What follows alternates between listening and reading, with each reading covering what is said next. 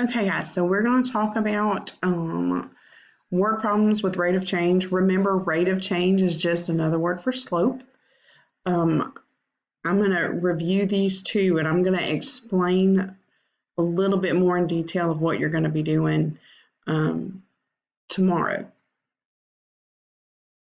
So I know you should have already done 15 to 20 minutes on the locks. If you got them finished, send me a picture. If you didn't, send me what you finished. So we're going to talk about this for just a few minutes, and I want you to take some notes, quick notes, and you can either send me a Flipgrid of just a synopsis, or you can take a picture of the notes and put them on Padlet. Either one, I don't care. Okay, so let's get started.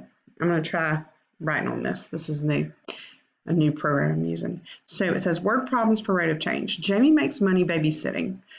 She charges a flat fee of $10 and $6 for every hour she works.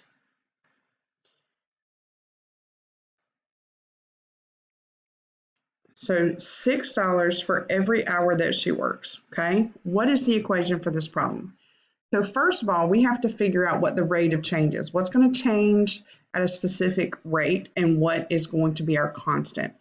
So our constant in this problem is $10. It is not going to change. It doesn't matter how long she babysits. She starts off with a flat rate of $10. That's our constant. That's like our y-intercept. Before she works any babysitting hours, she's already made $10 just getting there. Okay? Does that make sense? So that would be our value of y when x is 0. So you've got, let's change colors. So now you've got, remember we're going to start with y equals mx plus b. We've determined that the flat fee, initial fee, starting fee, joiner's fee, registration fee, anything like that, the thing that happens one time is going to be your constant. It's the value of y before you put any hours in, before you put any time in or anything like that. So it's plus $10.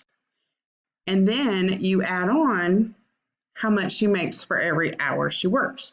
She makes $6 every hour that she works. So whenever you see for every or per, that is for rate of change. You did this before with y equals kx. We're just adding the y-intercept in with it. So the y stays the same, and your 6 is $6 per every hour. That's $6 for 1 hour, and x is your number of hours. So let me describe every part. This is your y-intercept. It's how much she gets before she even works any hours. Just once she gets there, that's a flat rate. The x is the number of hours she's going to work. $6 is the amount per hour that she makes. And y will be the total cost of what she earns.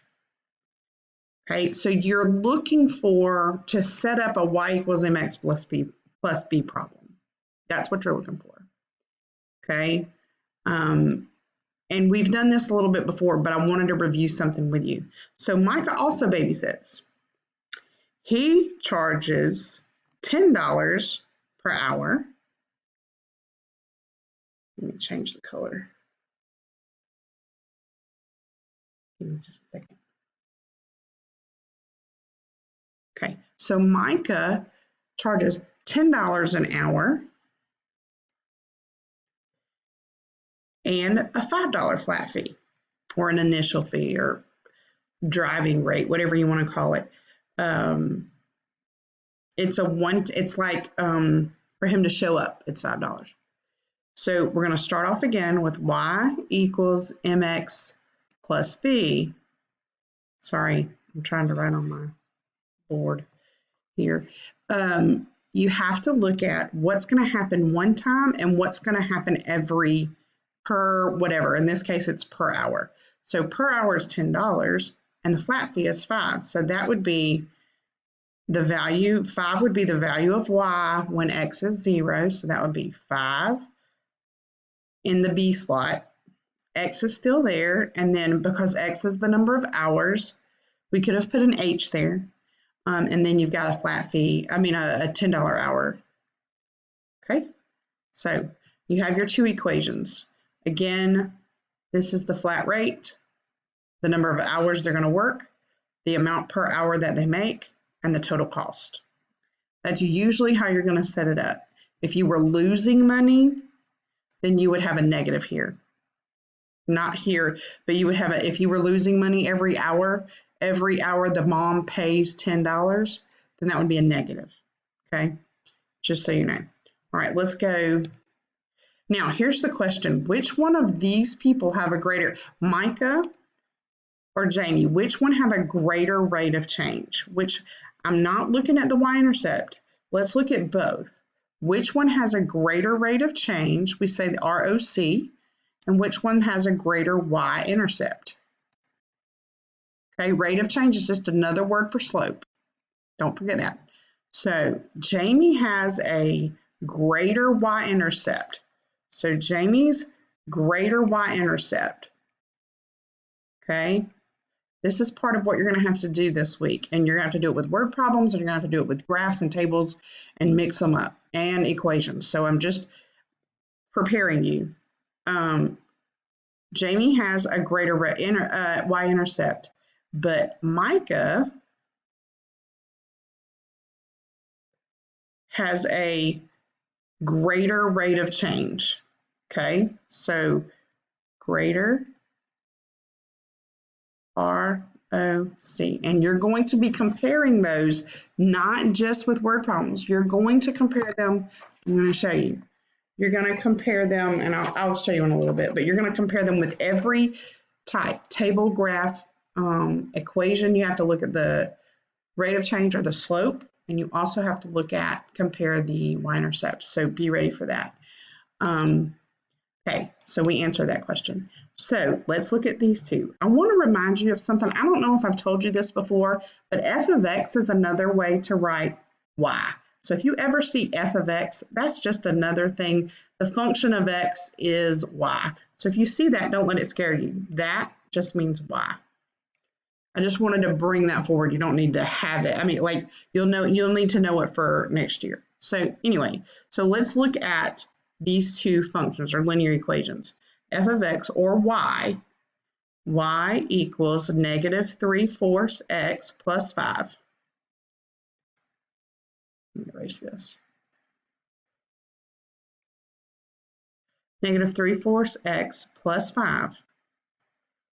That's 1. And then you've got y equals 1/2. Now, which of these has a 1/2 x, sorry. Which of these has a greater slope? You have to, or greater rate of change. How are they, which one's changing at a steeper rate? That's what you're looking at. You're looking at, and I want you to notice something. You're only looking at the coefficient of the x, the absolute value. You're only looking at this right here, okay? So which one has a greater rate of change? That negative only tells us which direction the line is going. The steepness is according to the absolute value. So the greater rate of change here would be 3/4, has a greater rate of change. So that would be this right here. So the first one, y equals negative 3/4 x plus 5. Okay, it's not because of the plus 5, it's only because of the slope. The bigger the absolute value of the slope, the greater the rate of change. So if I say, let's go to the next page. Okay.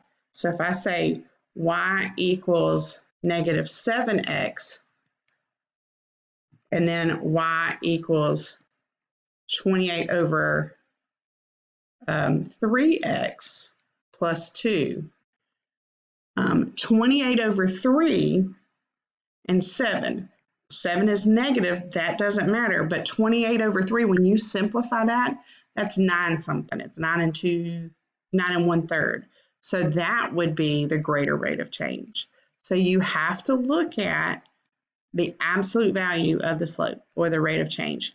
You're going to have to do this with tables, with graphs, and equations. Okay, you're going to have to compare all three of them. That's what we're starting on. So I want to make sure, one thing to remember is that the sign of the slope or the rate of change does not determine which line is steeper. Only the rate of change does that. Only the slope does that. The negative or positive just tells the direction. So when you are asking, they're asking which slope is larger or smaller, look at the absolute value. If it's in a fraction and you're not sure how to do that, turn it into a decimal and see which one's larger. Okay? Have a great day. We will be practicing this tomorrow. You'll be practicing with word problems and with other things. Finding the equation and then finding the rate of change or the y-intercept and which one's bigger. You're going to compare them. Okay, so also I have put several grades in. I'll talk to you about that later.